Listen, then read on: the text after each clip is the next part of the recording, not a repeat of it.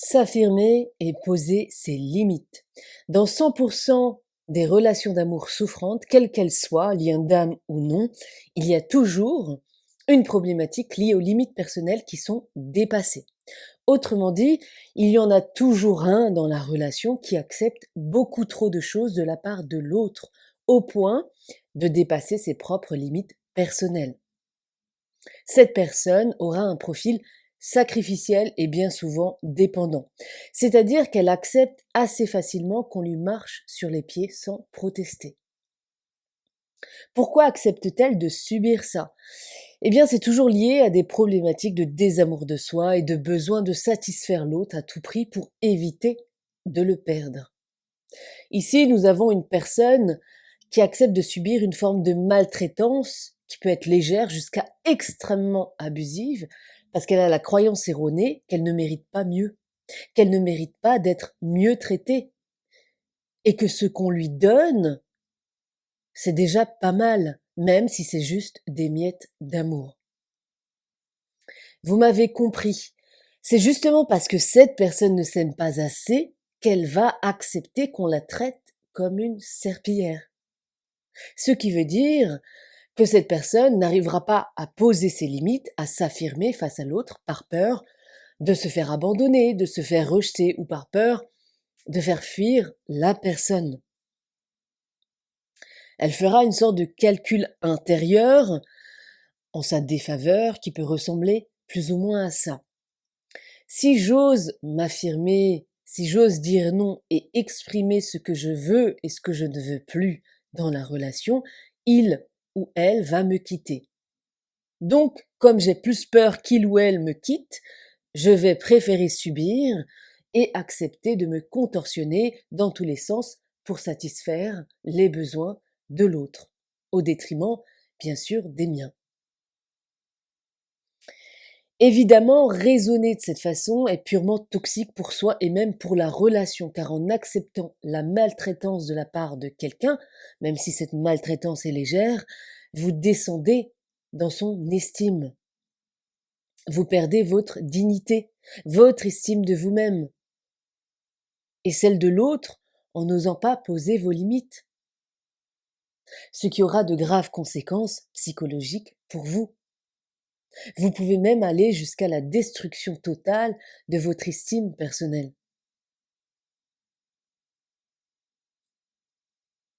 Alors voici quelques exemples de limites qu'on retrouve chez la majorité des gens qui s'expriment par des besoins et des droits humains, des besoins qu'on retrouve dans la pyramide de Maslow. Le besoin d'être respecté, le besoin de bienveillance, le droit d'être vous-même et de vous exprimer, c'est-à-dire être écouté et entendu, le respect de votre intégrité psychique et physique, c'est l'absence de violence psychique ou physique, autrement dit, zéro insulte, chantage affectif et en aucun cas de la violence physique ou d'abus sexuels évidemment. Il y a également le besoin de protection, se sentir protégé, le besoin d'affection, c'est-à-dire se sentir aimé, et le besoin de compréhension, c'est-à-dire se sentir compris dans qui vous êtes. Ça, c'est les besoins et les droits primaires d'un individu. Or, malheureusement, de nombreuses personnes dépassent leurs propres limites et acceptent que leurs besoins personnels et droits humains soient bafoués par la personne qu'elles sont censées aimer le plus au monde.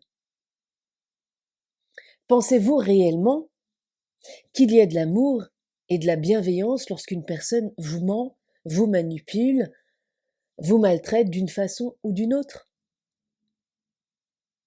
Que son comportement soit conscient ou non. C'est à vous de rappeler à la personne qui dépasse vos limites de respecter vos frontières personnelles. Et d'ailleurs, vous ne devriez même pas accepter une seule seconde qu'une personne soi-disant en relation d'amour avec vous ne vous respecte pas, vous parle mal, vous ment ou pire. C'est tout simplement inacceptable. Et si cette personne en face de vous est incapable de bien se comporter avec vous, sachez qu'elle ne vous aime pas. Donc, partez. Une personne qui vous aime fait preuve de bienveillance, de respect et de compréhension envers vous-même.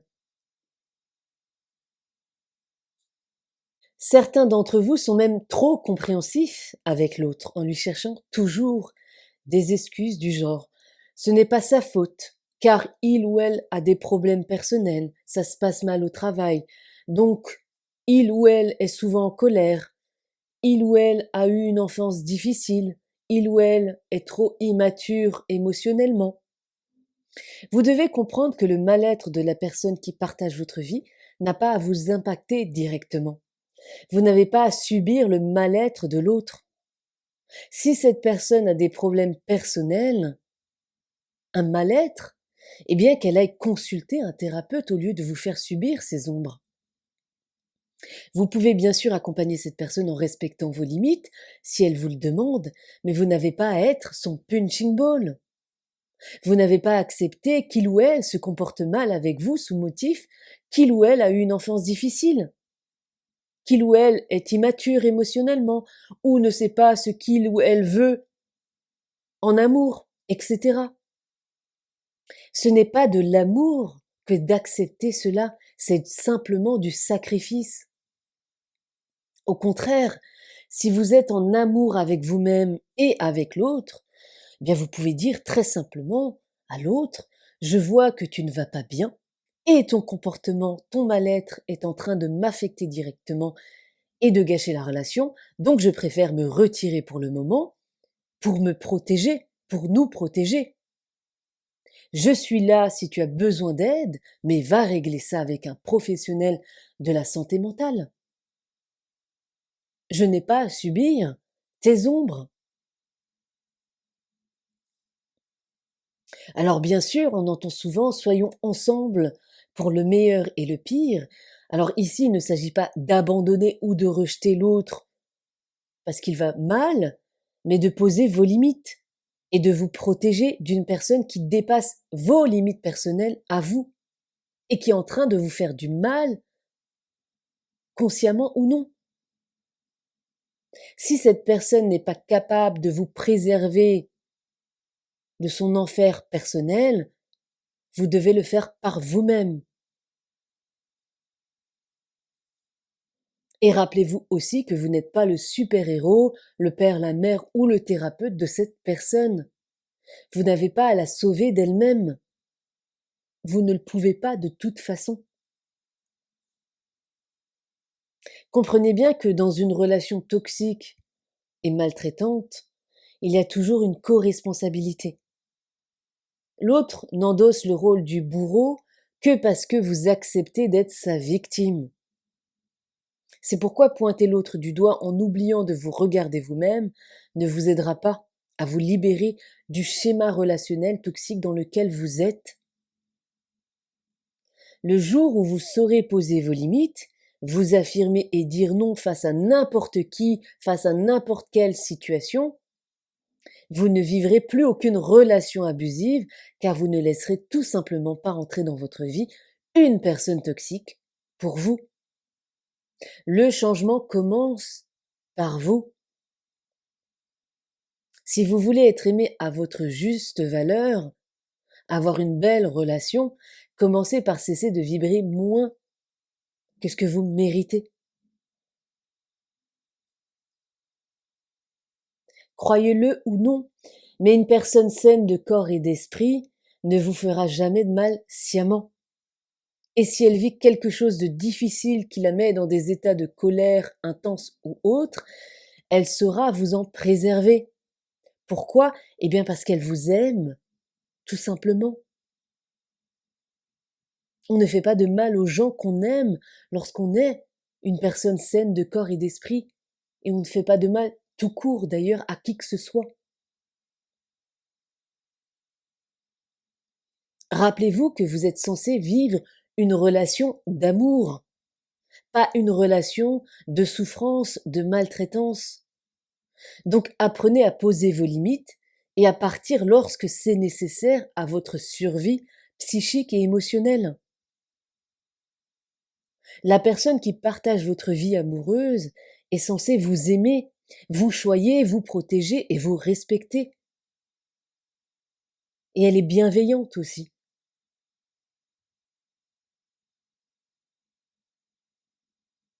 Si vous ne retrouvez pas tout ça dans votre relation, celle que vous êtes en train de vivre, eh bien, tirez-en les conclusions adéquates. Arrêtez de vous illusionner et regardez la réalité en face, aussi douloureuse soit-elle. Alors oui, ça paraît difficile comme ça, puisque la majorité des personnes vivent des relations amoureuses en étant constamment dans la codépendance, la peur de perdre l'autre, la peur de ne pas être aimé ou plus aimé. Je vous invite à vous libérer de ces peurs qui empêchent l'amour véritable de vous atteindre. Et une fois que vous serez un être autonome affectivement, eh bien vous serez capable de choisir l'amour en toutes circonstances, au lieu de subir de la toxicité que vous confondez avec de l'amour. Et d'ailleurs, vous remarquerez que même s'il y a un amour véritable entre vous, vos schémas toxiques personnels peuvent gâcher la relation en créant une dynamique malsaine entre vous. Et le seul moyen d'en sortir est de dire non à votre propre toxicité qui répond à la toxicité de l'autre.